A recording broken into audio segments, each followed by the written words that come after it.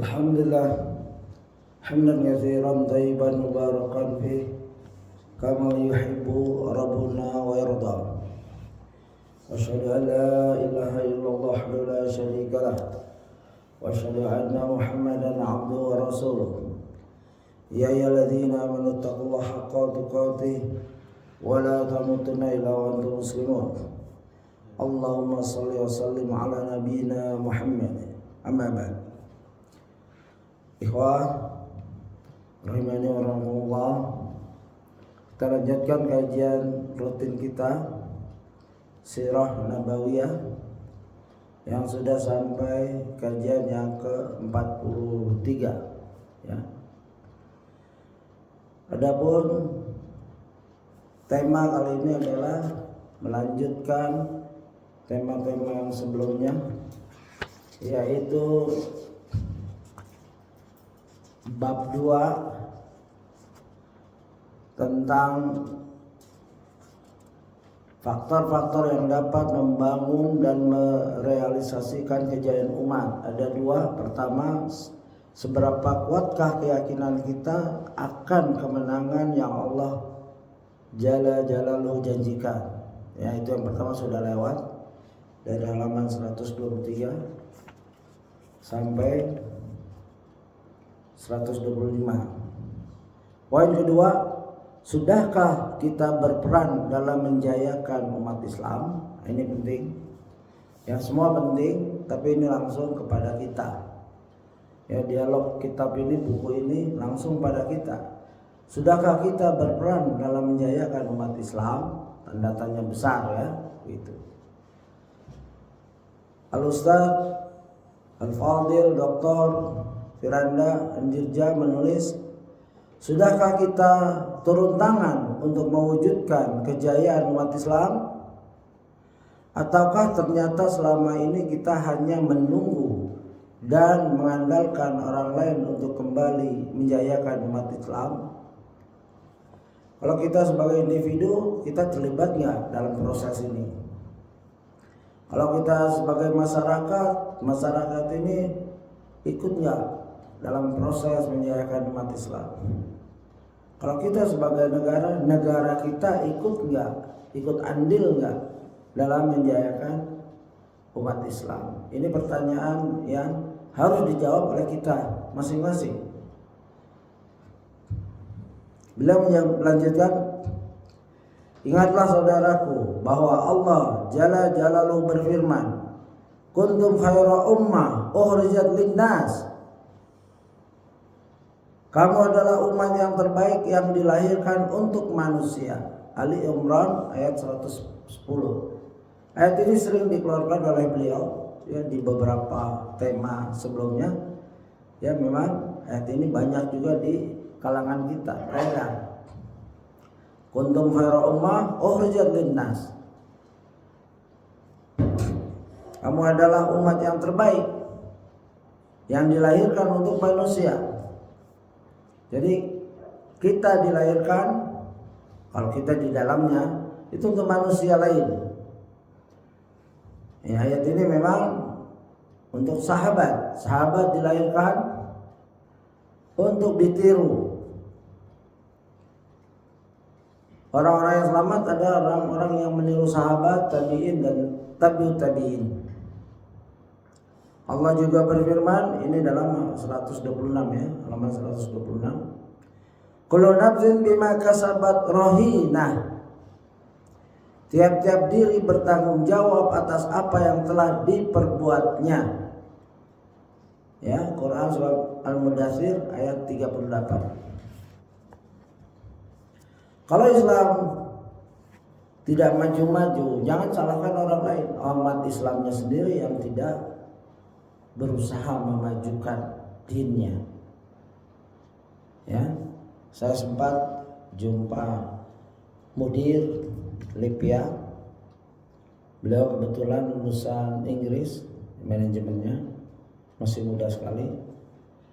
Saya datang diterima di kantornya, dan pada saat itu ada 2 orang dai dan yang satu dari Irian, ketua mu'alaf atau muslim di Irian, tepatnya di mana saya tidak tahu. Dan lagi bercerita tentang keperluan mengirim dai-dai ke Irian dalam rangka menyebarkan Islam. Saya senang sekali. Saya di sana sedang menanyakan kepada mudir Lipia tentang ada nggak kesempatan belajar bahasa Arab lagi untuk saya.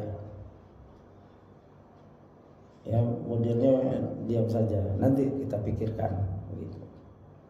Oke, bahasa Inggris ya, karena bahasa Arab saya lemah, kan mau belajar.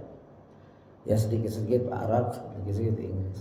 Nah, dua dai ini, satu menceritakan, memperkenalkan dai yang dari Irian, bahwa di Irian itu memang berat dakwah itu.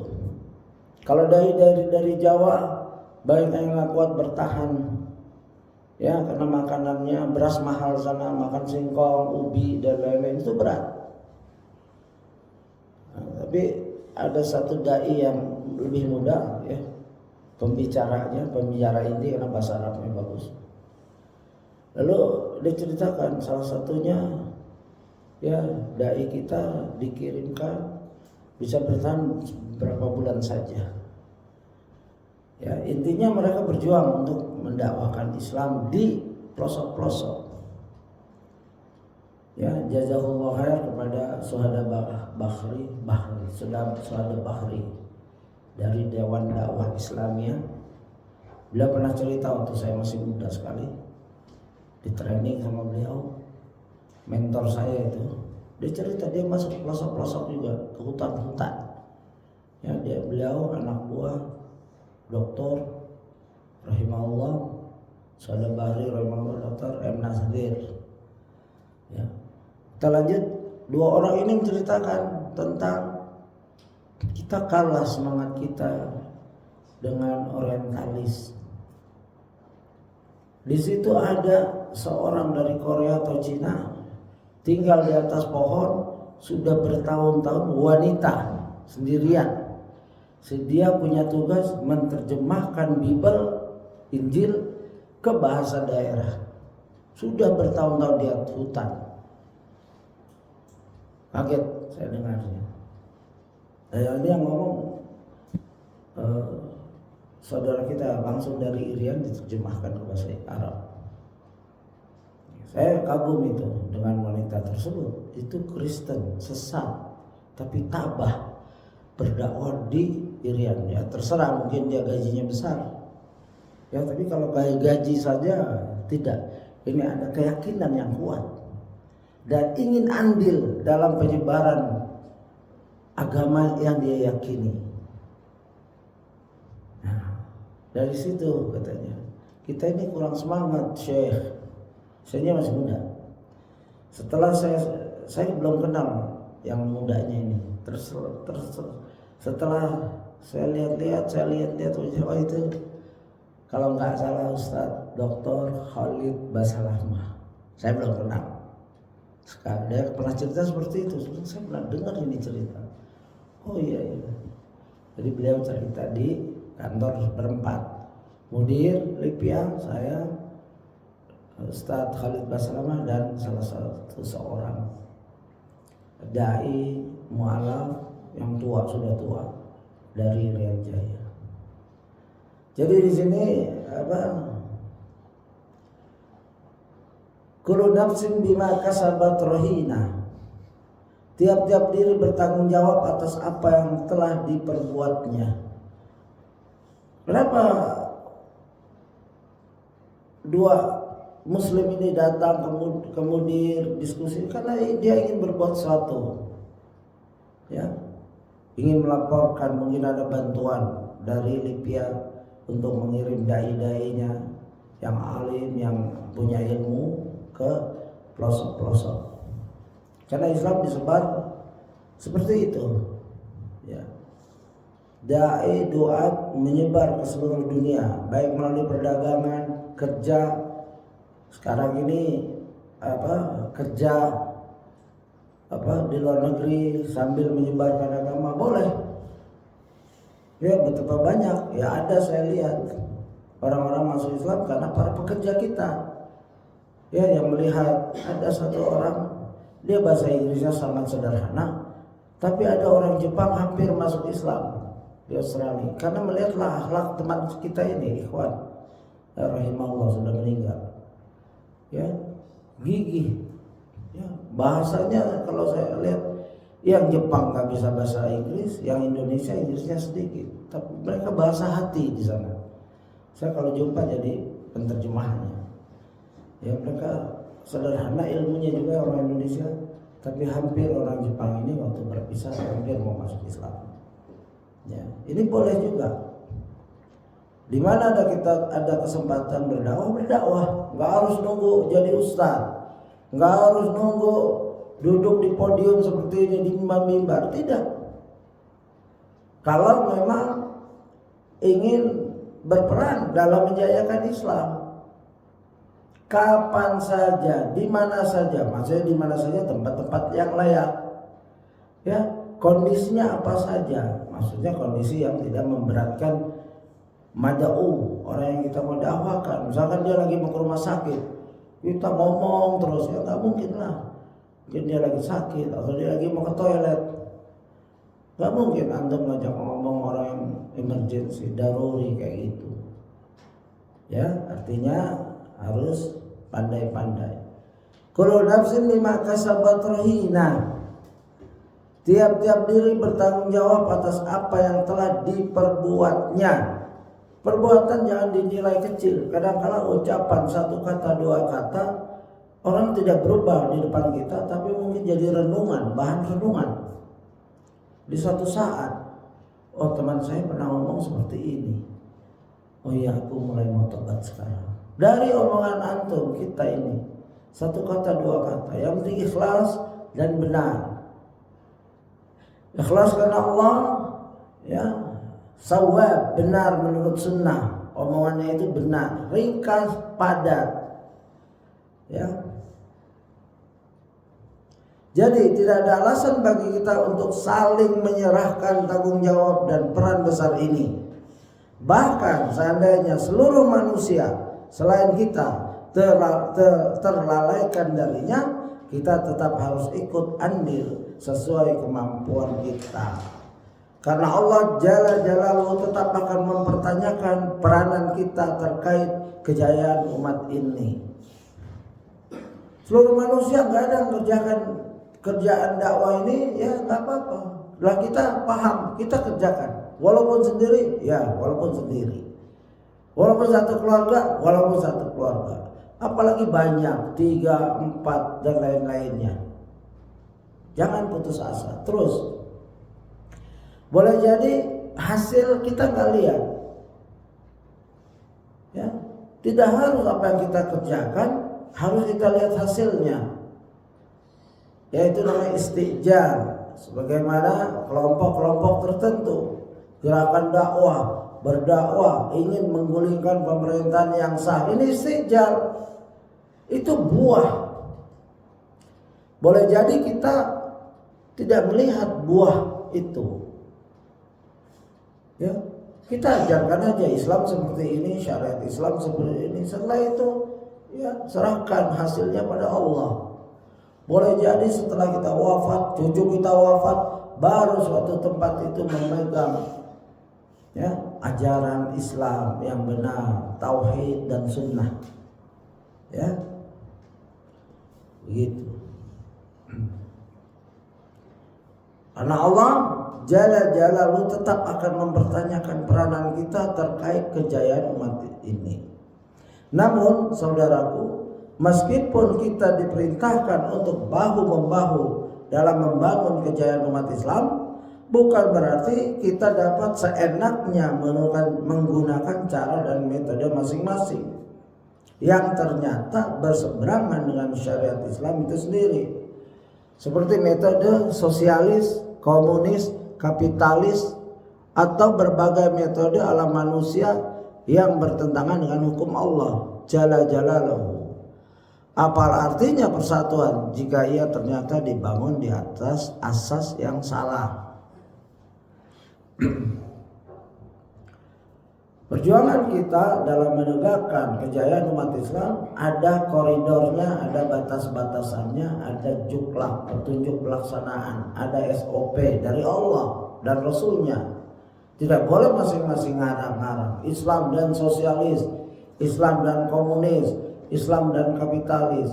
Padahal sosialis, komunis, kapitalis bertentangan dengan ajaran Islam. Gak mungkin sesuatu yang berbeda disatu-satukan, dipaksakan. Yang akan timbul adalah Islamnya dikalahkan, ya begitu. Atau sosialisnya dikalahkan, merusak Islam. Tapi karena Islam tidak perlu masukan dari agama atau din, ajaran, fikrah, pemahaman lain. Islam ya Islam. Nggak bisa Islam sosialis, Islam komunis, Islam kapitalis, itu nggak bisa. Demokrasi saja tidak pernah ada negara yang benar-benar menerapkan demokrasi di muka bumi ini. Ini pakar demokrasi yang bicara. Walaupun Amerika, masing-masing berbeda demokrasinya. Mereka yang menggemborkan bahkan menghancurkan Libya gara-gara demokrasi. Tapi mereka sendiri, ini orang Amerika sendiri pakar, silakan. Sudah banyak sekarang intelektual punya dialog di Facebook atau di YouTube. Silakan untuk yang bermanfaat. Ya langsung pakarnya, profesor, doktor, ya rektor, mereka sendiri. Sosialis adalah menegakkan kemasyarakatan berdasar sosial, sama rata. Ya, sama senang, sama susah. Gak boleh ada yang kaya, gak boleh orang terlalu miskin. Bahkan diantaranya ada mengakui seluruh hal ini punya negara, punya masyarakat. Komunis ya, kita pernah kena musibah fitnah komunis, menghalalkan segala cara, bahkan membunuh lawan-lawan politiknya.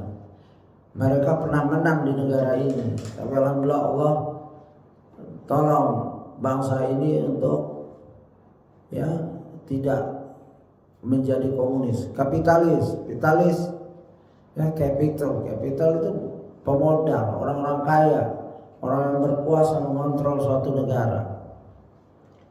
Ini nggak berlaku. Apalagi sekarang ada liberalisme, semua agama sama. Ada lagi nanti sekte-sekte yang khurafat, ya sufi, tarekat dan lain-lain seperti Darul Arqam yang telah dilarang di Indonesia, di Malaysia. Ya saya jumpa tokoh-tokohnya di Australia, ya mereka mendakwahkan ya Darul Arqam. Ya ini bertentangan dengan ajaran Islam. Atau berbagai metode alam manusia yang bertentangan dengan hukum Allah Jalla Jalaluhu. Apakah artinya persatuan jika dia ternyata dibangun di atas asas-asas yang salah? Persatuan bukan segalanya, asasnya yang penting. Kalau bersatu dalam tauhid dan manhaj yang benar, sunnah, alhamdulillah itu adalah nikmat walaupun sedikit. Ya, bukan asal bersatu atas dasar apa? Bersatu atas dasar tauhid yang benar, kefahaman manhaj yang benar, baru. Dan kita yakin bahwa kuntum khaira ummat ukhrijat linas, Allah berfirman melalui nabinya, Nabi membacakan ayat ini kepada para sahabat. Kuntum ini ya khitabnya kepada antum. Kuntum, antum, begitu.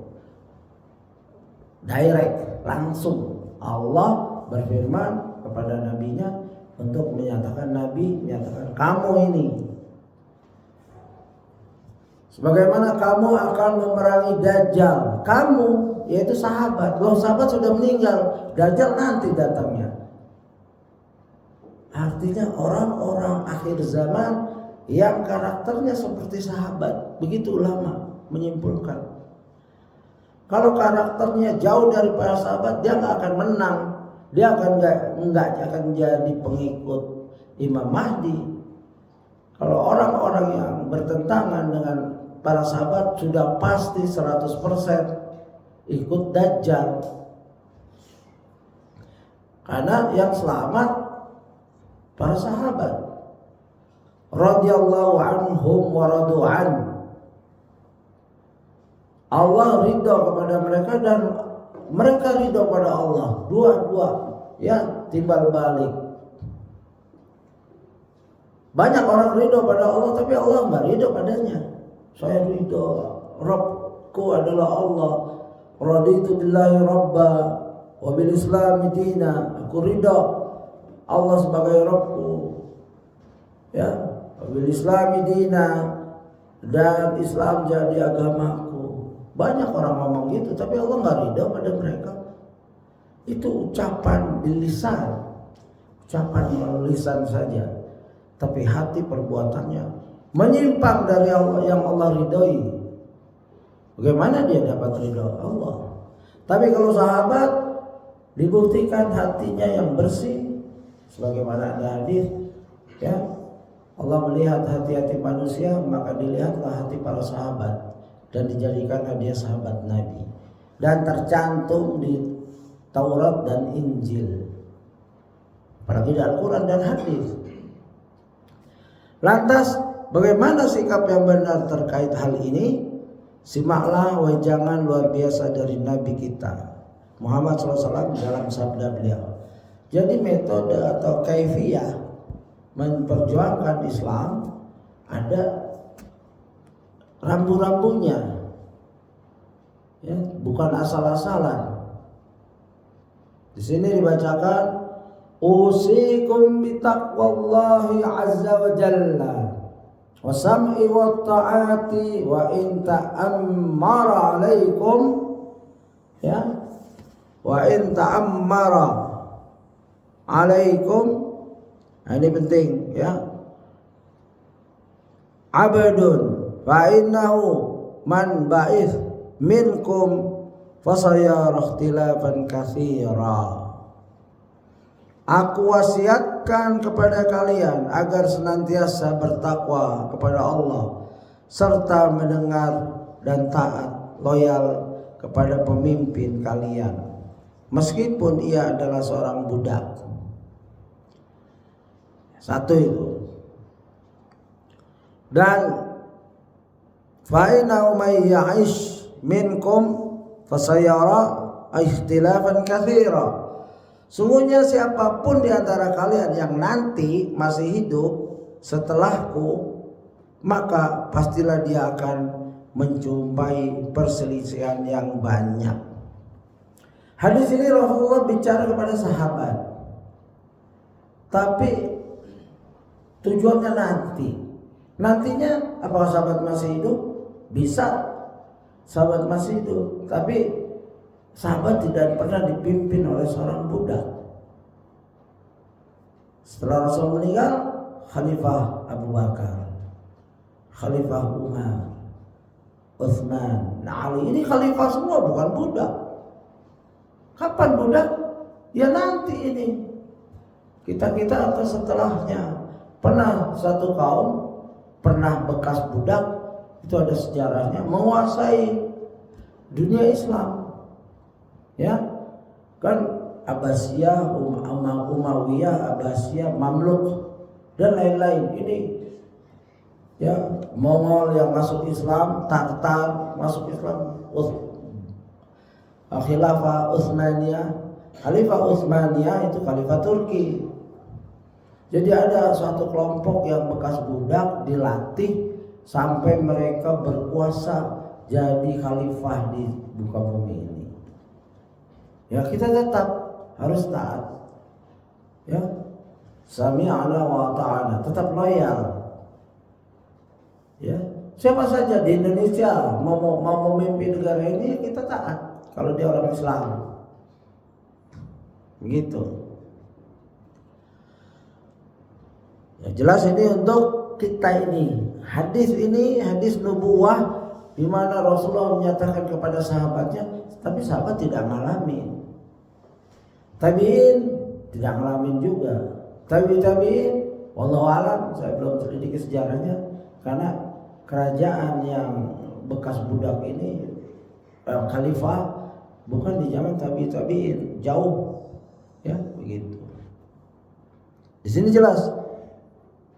Wa in ta'ammara 'alaikum 'adun fa inna man ya'ish minkum fa sayara ikhtilafan katsira. Keywordnya, kata kuncinya bahwa barang siapa hidup pada saat itu dia akan dapatkan ikhtilaf yang banyak sekali. Ya, bukan main-main ini. Katsira, banyak. Ya.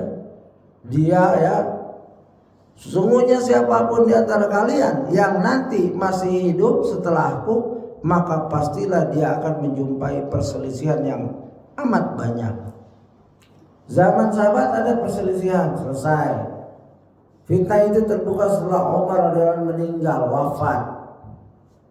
Bagaimana hadis yang maknanya apakah fitnah itu akan datang? Ya. Beliau bertanya kepada Abu Dzar, apakah didobrak atau terbuka? Didobrak. Alhamdulillah. Artinya didobrak, dipaksa. Umar meninggal baru fitnah. Terbunuhnya Utsman bin Affan gara-gara provokator dari Abdullah bin Sabah Yaman memprovokator orang-orang Mesir, lalu bergerak ke Madinah mengelilingi Utsman menuntut keadilan. Ya, Utsman tidak mau ada darah umat Islam gara-gara darah beliau.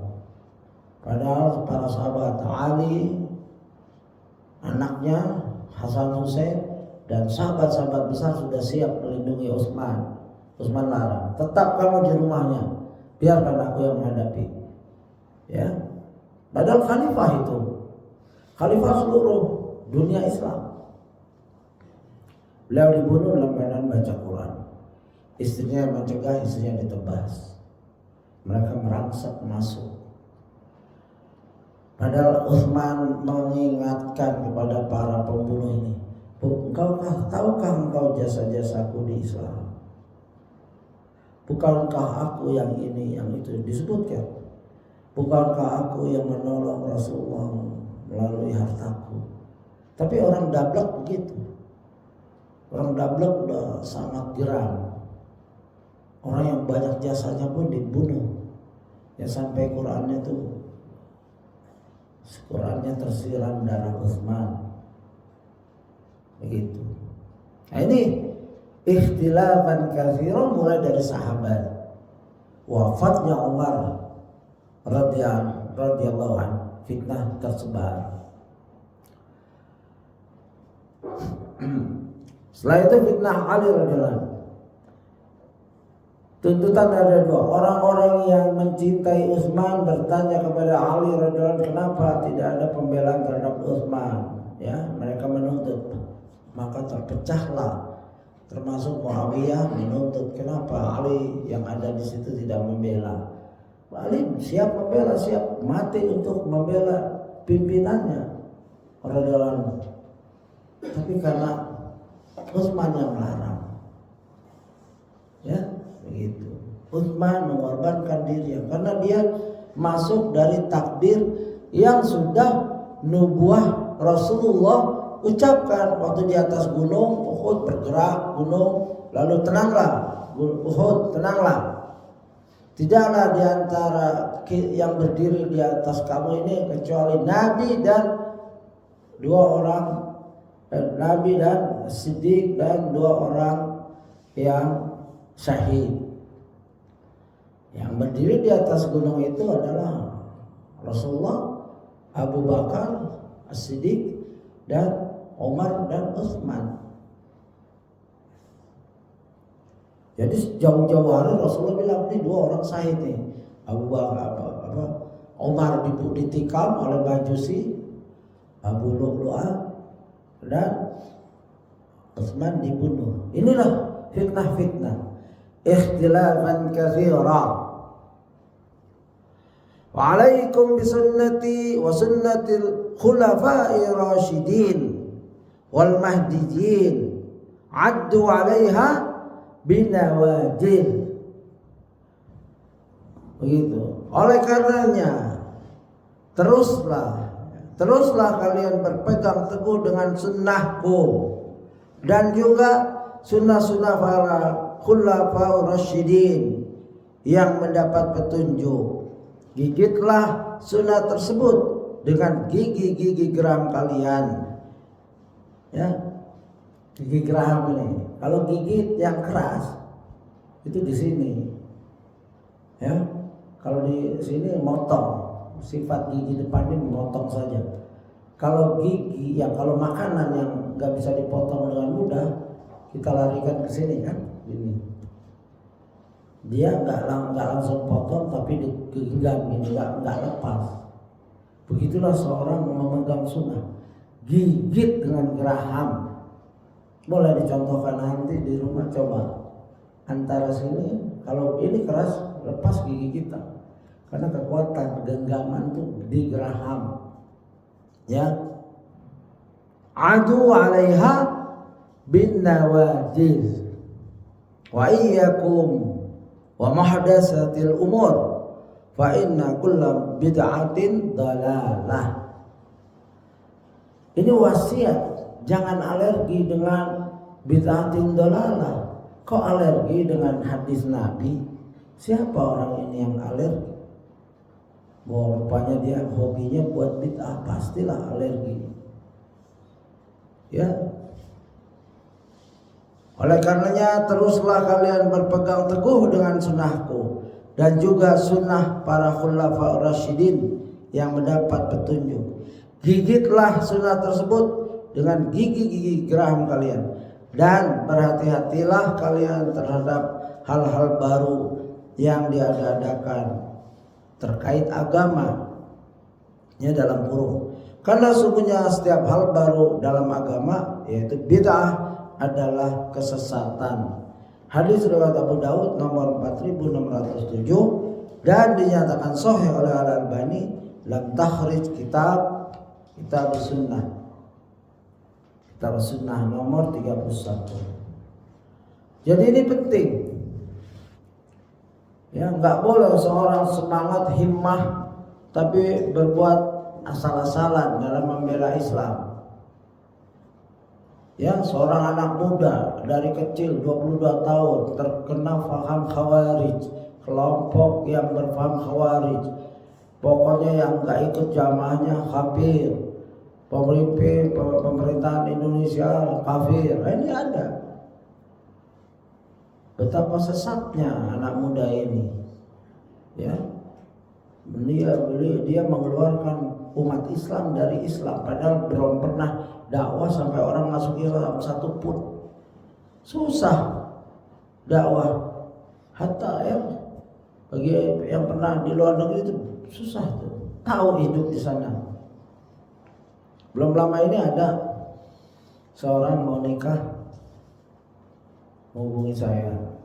Dia keluarganya adik mau nikah dengan orang Australia.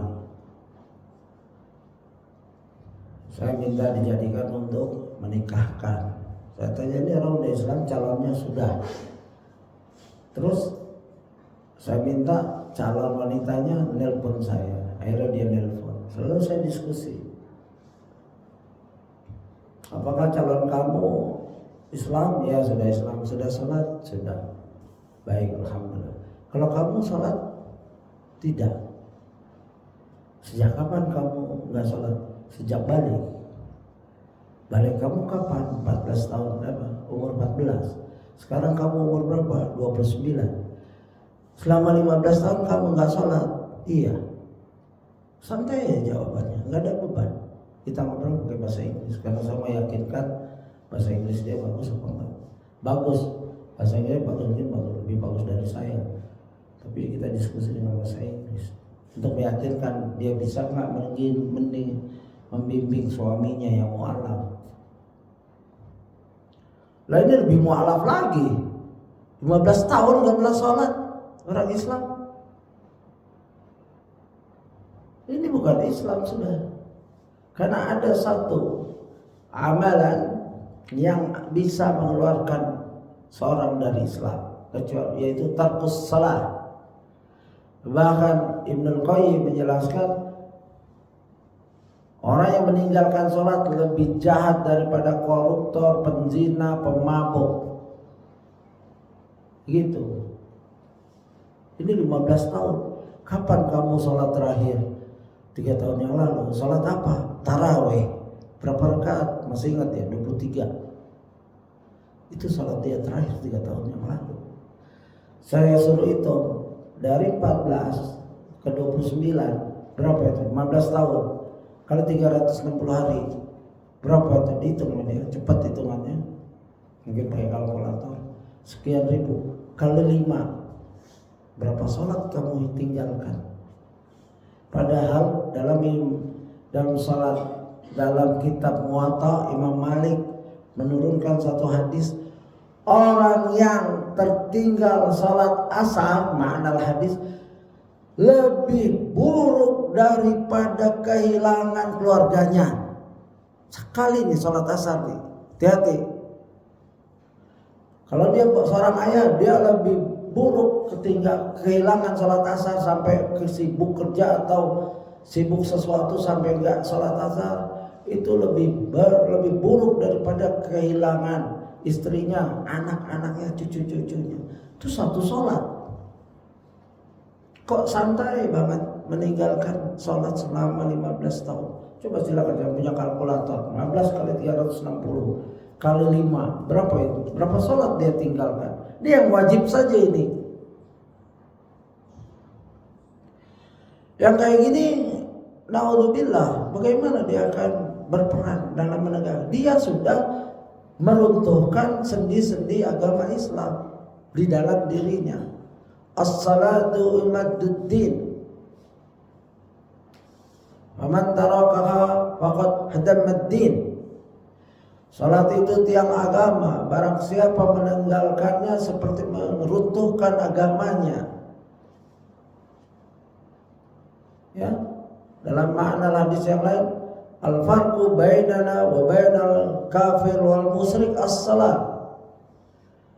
Perjanjian antara kita dan orang beriman, ini makna hadis ya. Nanti mungkin kita cari tepatnya gimana di sini. Antara orang kafir dan musyrik adalah salat. Ada satu kaul, saya lagi selidiki ini, man taraka salatan mutta'ammidan faqad kafara jiharan. Barang siapa yang meninggalkan sholat secara sengaja, dia itu kafir yang jelas.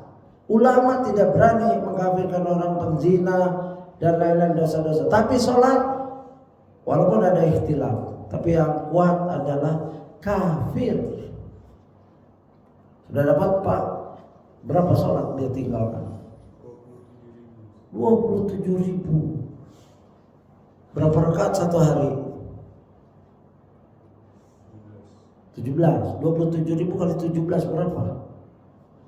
La haula wala quwata illa billah. Habis itu minta surga yang paling atas. Ya, di mana ayat ini? Kullu nafsin bima kasabat rahina. Tiap-tiap diri bertanggung jawab atas apa yang telah diperbuatnya. Orang ini berbuat meninggalkan sholat, dia harus bertanggung jawab. Begitu. Saya bilang saya tidak bersedia kalau kecuali kamu nih setelah nikah siap untuk mengerjakan sholat suami kamu, calon suami kamu, your future husband dan kamu siap sholat, saya mau. Itu sampai sekarang belum pernah nelfon. Saya nggak mau dihubungi lagi. Saya minta calon suami kamu ngomong, mungkin dia bisa nasihatin calon istrinya. Ini masih calon-calon semua ini, ya kan? The coming husband, the coming wife, begitu. Alhamdulillah, saya nggak tahu. Silakan cari orang lain. Kamu ini telah meninggalkan sholat, ujuk-ujuk pas nikah mau cara Islam. Aneh kamu, saya bilang. Apa alasan kamu mau nikah? Kamu boleh nikah cara apa aja, bebas kamu. Kamu bukan orang Islam secara syariat. Kenapa nyari orang ingin nikah secara Islam? Karena ibunya nggak enak saya berhubungan dengan laki ini tanpa nikah. Saya mau balikin tapi nggak perlu lah. Kok ibunya diam aja, anaknya tidak sholat 15 tahun, tahu anak ini berhubungan belum sah. Hanya satu bagian Islam itu. Ibunya 15 tahun diam aja, bapaknya, anaknya tidak kecuali dia murtad, selesai. Kalau orang murtad nggak ada kewajiban sholat lagi, wajib tapi dia tolak. Tapi kalau orang masih ngaku Islam, jangan salah mengartikan ayat saya terangkan gitu. Kamu salah faham. La ikraha fiddin, tidak ada paksaan dalam agama itu. La ikraha, tidak ada paksaan dalam agama, maksudnya orang luar yang belum Islam nggak boleh kita ketok pintunya, dakwahkan, ya nggak harus kayak gitu. Tapi kalau orang bertanya, kita jawab Islam itu begini-begini. Kita nggak maksa orang masuk Islam. Tapi kalau sudah masuk Islam, ada paksaan dalam mengajarkan agama. Minta dia sholat, walaupun baru syahadat, sholat pada saat itu. Ya, gitu. Ini dua yang berbeda. Pernikahan pertama, alhamdulillah, saya diskusi, dia mau sholat, kamu habis ini sholat, syahadat, mandi, ya nikah, sholat, begitu. Dan dia siap, dan ikhwannya, abangnya paham, ya ngaji, gitu. Di sini penting wa iyyakum wa muhdatsatil umur fa inna kulla bid'atin dalalah. Karena sebenarnya setiap hal baru dalam agama adalah bid'ah, adalah kesesatan. Bid'ah adalah kesesatan. Ya, jadi orang-orang yang membela agama Islam secara dalil adalah orang yang sesuai dengan para khulafaur rasyidin, para sahabat, bukan ahli bid'ah, bukan para pelaku bid'ah. Mereka nggak akan menegakkan Islam. Mereka menegakkan golongannya masing-masing. Siapapun mereka, ya siapapun mereka, kita ambil dari dalil. Kalaupun dalil ini belum kelihatan, mereka kelihatannya berdakwah, ya silahkan. Ya, mungkin ada sisi karena Islam ditolong sama orang-orang yang fajir juga. Ya, Allah menolong agama ini dari kaum-kaum yang fajir. Maksudnya dia jahat, tapi ada manfaatnya dalam Islam. Dan ini bid'ah adalah hal yang dalam agama. 128 halamannya. Dari sini kita dapat memahami bahwa mempelajari sirah nabawiyah yang berisi ya perjalanan hidup Nabi Muhammad SAW serta sirah para khulafaur rasyidin dari sumber-sumber yang terpercaya merupakan suatu keharusan yang tak bisa ditawar dan merupakan metode satu-satunya bagi siapa saja yang ingin berperan dalam mengembalikan kejayaan umat Islam. Sungguh tidak akan bermanfaat sedikit pun usaha meraih kejayaan umat Islam jika ia ditempuh dengan metode yang salah, yaitu metode yang tidak diajarkan oleh Rasulullah SAW dan para sahabatnya yang mulia. Ya, di sini ada bagan, yaitu faktor-faktor yang dapat membangun dan merealisasikan kejayaan umat. Satu, kuatnya keyakinan akan kemenangan yang dijanjikan Allah Jalla Jalaluhu. Kedua, peran setiap individu umat dalam merealisasikan kejayaan umat Islam. Begitu. Kita masih ada 14-15 menit. Silakan jika ada pertanyaan. Diskusi dulu silakan.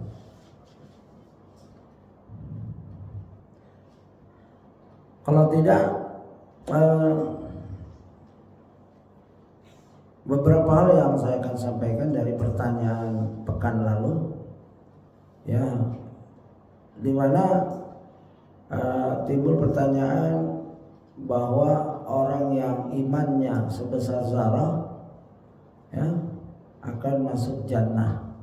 Ini berdasarkan dalil-dalil ya, di mana salah satu dalil yang singkat adalah ukhriju minan nari man kana fi qalbihi mithqala habbatin min khardalin min iman. Keluarlah dari neraka siapa saja yang dalam hatinya masih ada iman seberat biji sawi. Hadis riwayat Bukhari nomor 22 gitu. Jadi kita cukupkan sampai 128 tadi, halaman 128. Ya, ini dijelaskan oleh hadis.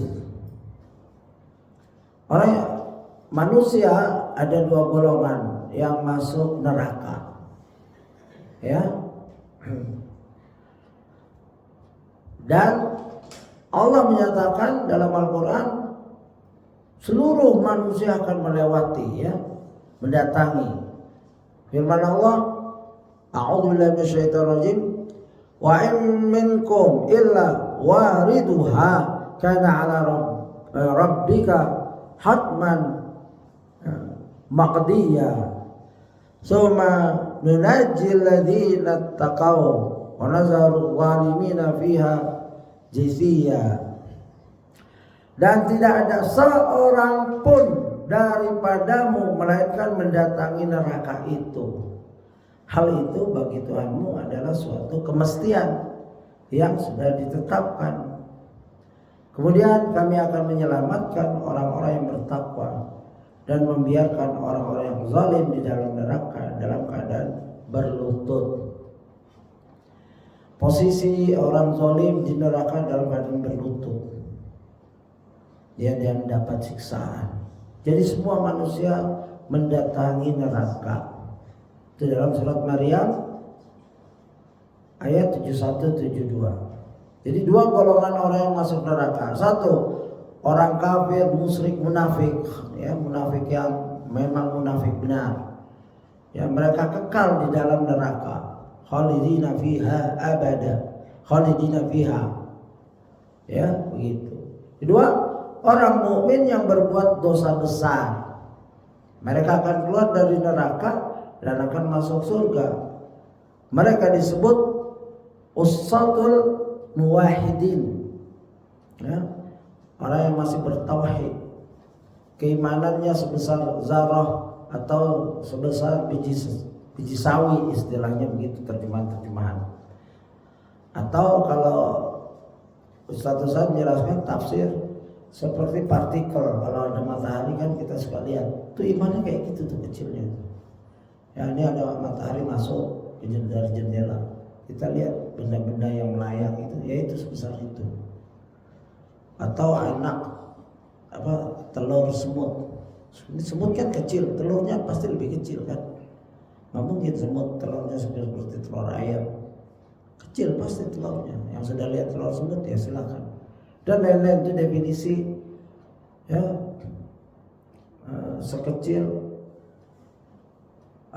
tadi habba min khardal, ya, seberat biji sawi. Yang pernah lihat biji sawi silakan. Saya belum pernah sampai sekarang, belum ada usaha juga, ya. Ya, kalau antum petani atau dekat dengan petani, tanya, Pak, biji sawi mana? Ya, pokoknya sebesar itu.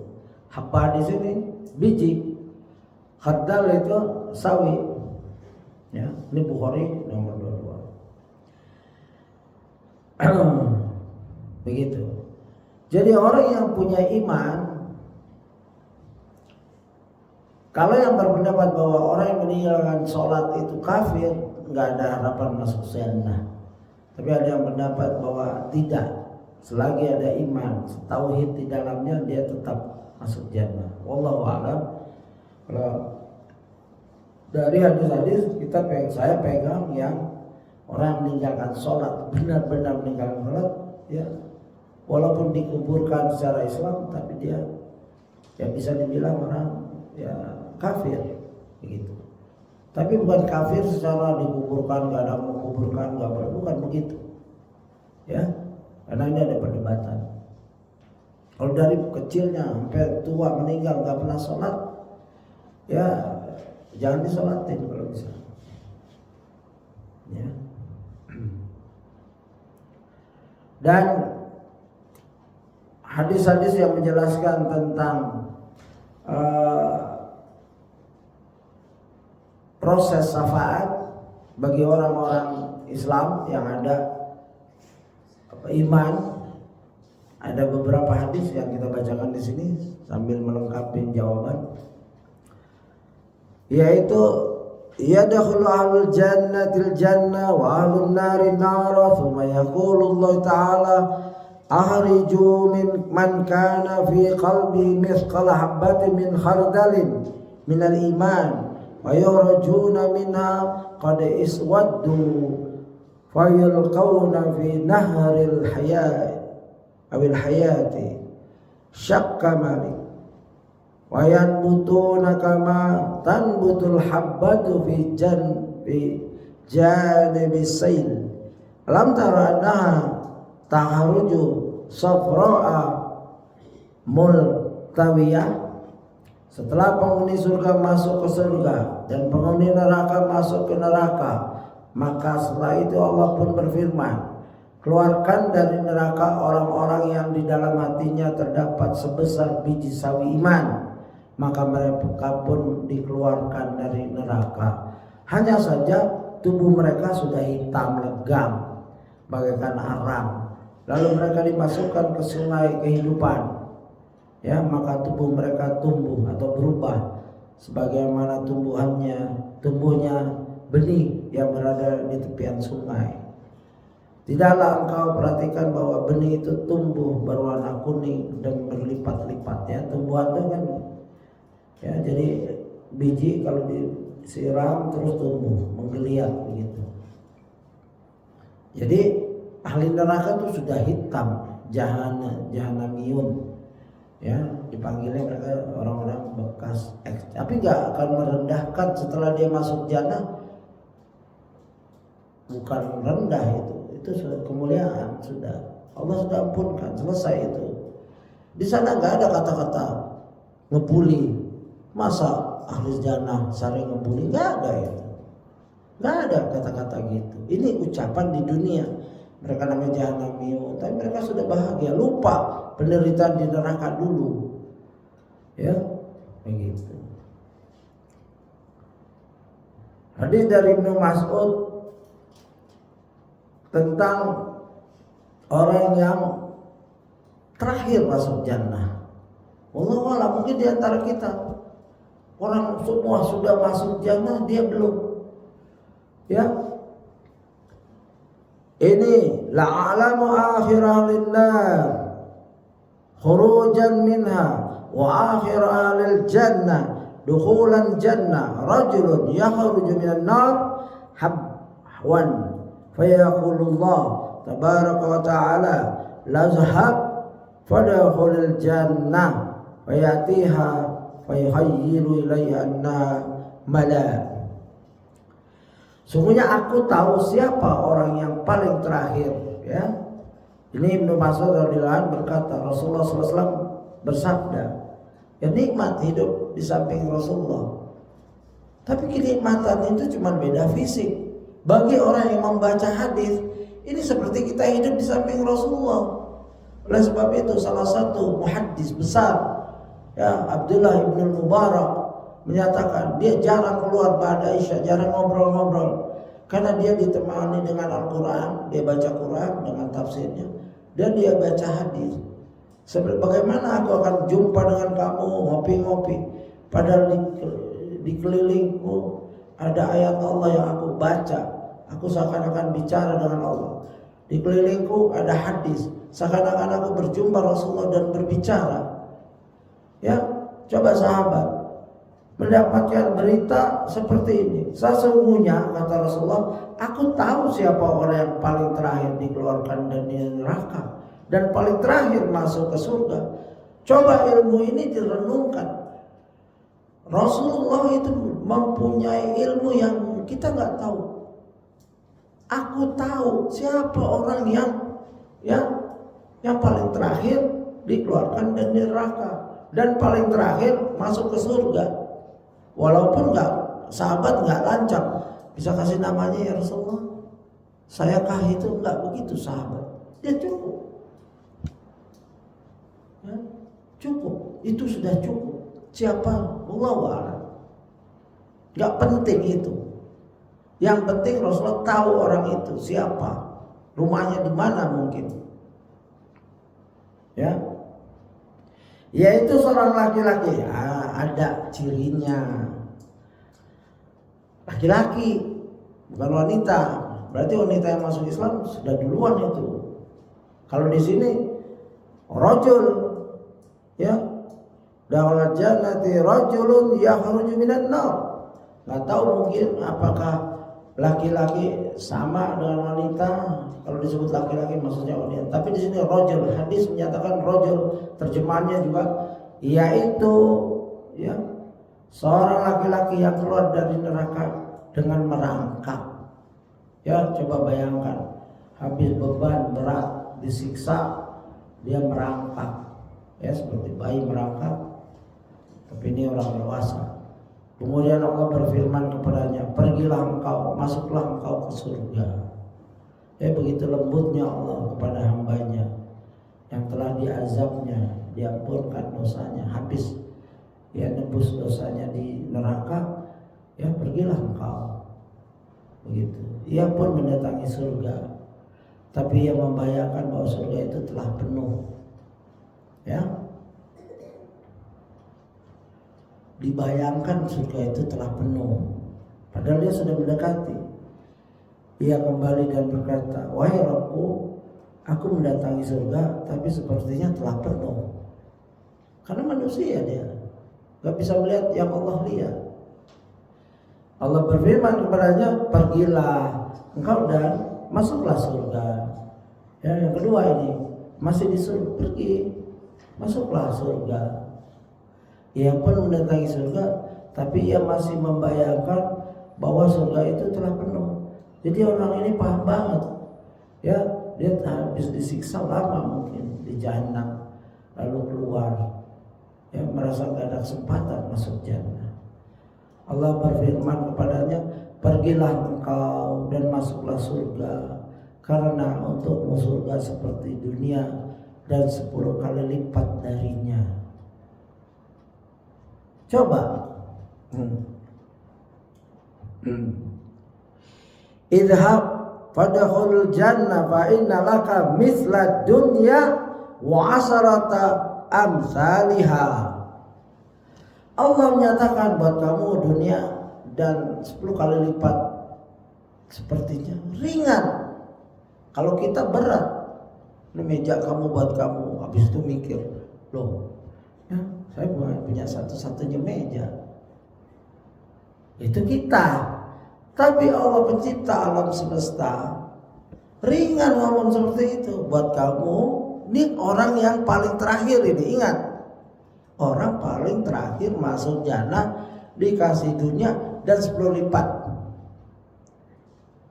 Dia juga pikir, dia paham dirinya. Ya, orang ini tawadu, dia paham. Ya, kok dapat surga seperti itu? Ya. Pergilah engkau dan masuklah surga, karena untukmu surga seperti dunia dan 10 kali lipat darinya. Orang tersebut berkata, apakah engkau memperolok-olokku atau menertawakanku, sedangkan engkau adalah raja di raja? Ya, begitu.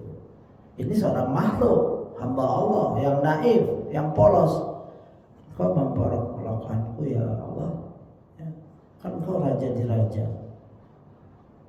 Ibnu Mas'ud berkata, aku melihat Rasulullah SAW tertawa sampai tampak gigi geram beliau, ya, gitu. Nah, ini ada musalsil. Musalsil itu kalau meriwayatkan hadis ini sambil tertawa, karena Rasulullah tertawa waktu meriwayatkan hadis ini. Ibnu Mas'ud juga tertawa, dan saya pernah menyaksikan beberapa ustaz tertawa, ya, gitu.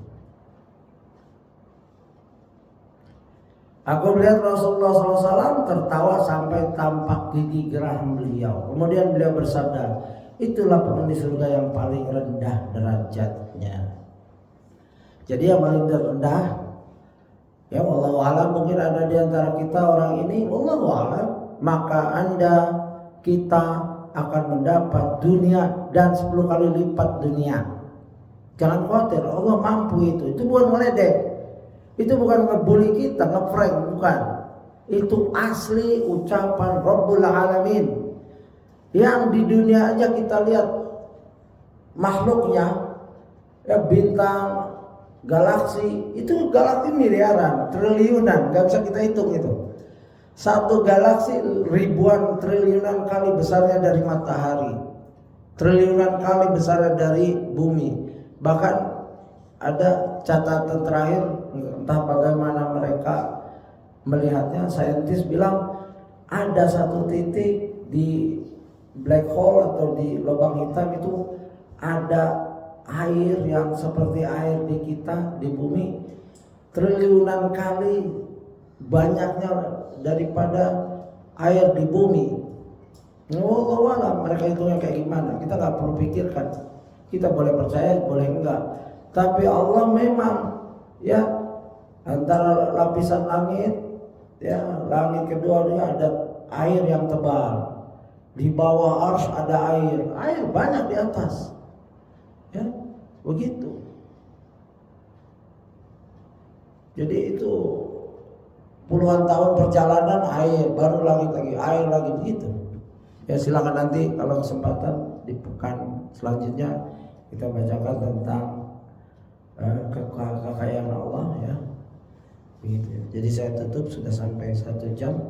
Kalau ada pertanyaan sedikit silakan. Nanti dijawabnya besok atau gimana, silakan. Ini sudah 1 jam nih, cukup insyaallah.